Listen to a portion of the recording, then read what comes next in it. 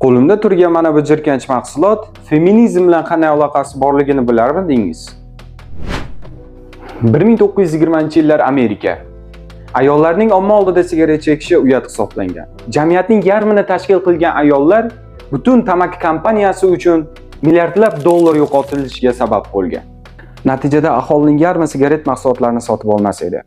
Va tamaki kompaniyalari shuni tushunib yetishdiki, ayollarga sigaretni tamaki sifatida emas, balki ozodlik va erkinlik sifatida sotsak-chi degan qarorga kelishdi. Ko'plab dollar yo'qotilayotgan bir paytda sahnaga PR kompaniyalarining otasi Edward Bernays chiqadi.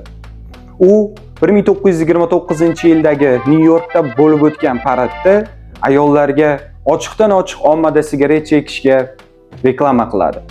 Hamma narsa tayyor, sarlavha tayyor, media va jurnalistlar tayyor edi. Sarlavhaning nomi bu ozodlik uchqunlari sifatida keltirib o'tilgan. Va eng qo'rqinchli joyi shundaki, bu PR kompaniyalari hozir ham yaxshi ishlamoqda.